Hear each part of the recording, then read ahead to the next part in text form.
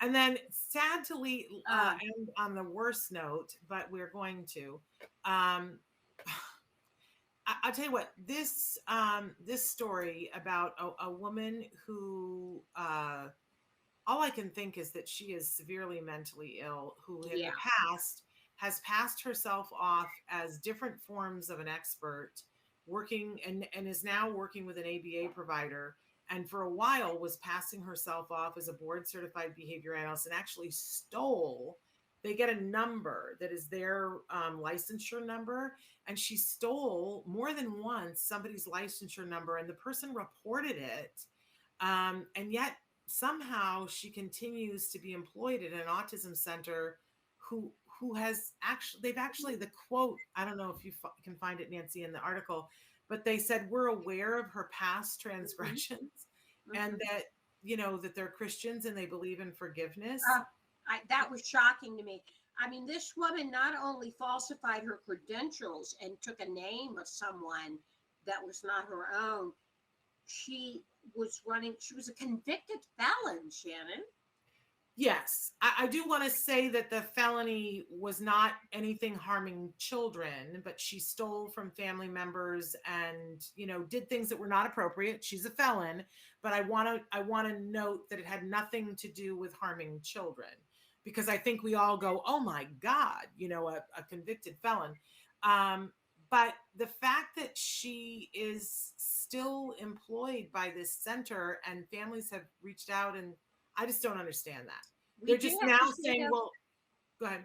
Right, Shannon. We do have to say, though, that families that have sent their children to this center have reported their children coming home with bruises and regression. So this is really, and this is right outside of Detroit. So this is extremely disturbing.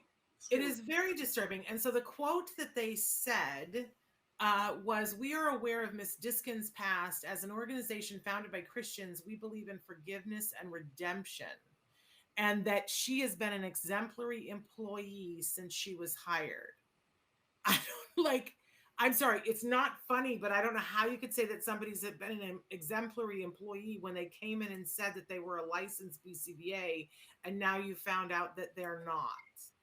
Right. If that's exemplary, I'm worried. So, you know, it is beyond awful. And a spokesperson for the center also said that they felt that this is a disgruntled parent. And I thought, well, yeah, you know, a disgruntled parent would be upset if you were passing somebody off as a BCBA, then found out they weren't, kept them employed, changed their status on your website so that it doesn't say BCBA. But at some point they said to your families that she was a BCBA and passed herself off as an autism expert and is still running a program. Yeah. And I think even more disturbing is not just one, but several families have reported their children coming home with marks and bruises. So that certainly needs to be investigated. Whether it's related to this woman or not, there's obviously something wrong here. Horribly wrong. And, you know, we always say to people, you want to be working with a licensed BCBA, a board certified behavior analyst, and that you can go to bacb.com and you can look up to see if they're licensed. Well, the problem is that this woman stole another woman's license. Now, their name was different than hers, but she would, when parents would look her up and say, so are you so-and-so? And she would say, oh yeah, that's my maiden name. I think we're all going to have to be careful and be looking out for that in the future.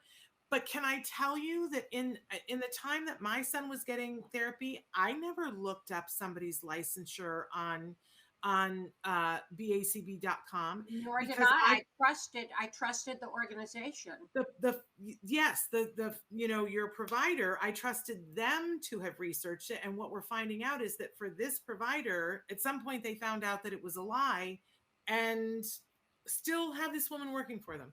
I don't understand that at all. And this is all allegedly, this is what's being reported. You know, but yes, Vanessa says that program needs to be investigated. And I would say that if people are having these kinds of issues, they should seriously look at whether they're in. I would not want my child to be with someone who clearly has a problem understanding what the truth is. and not just a little bit, a lot. Because then your child comes home with bruises and you say, what happened? Now, there are a lot of things that could happen in a day that a child gets a bruise. And they're not all like the worst possible thing in the world, but how would you trust and believe anybody if there's somebody who has an interesting relationship with the truth? I wouldn't put my, Hear ya. Nor would I. Yeah. So anyway, horrible, horrible, horrible.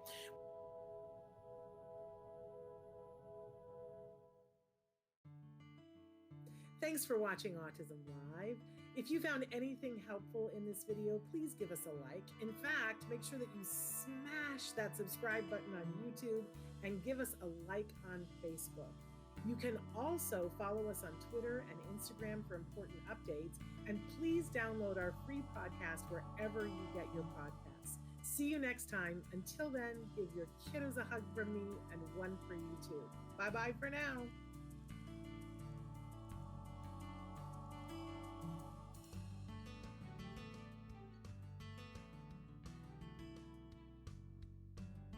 To subscribe, click here.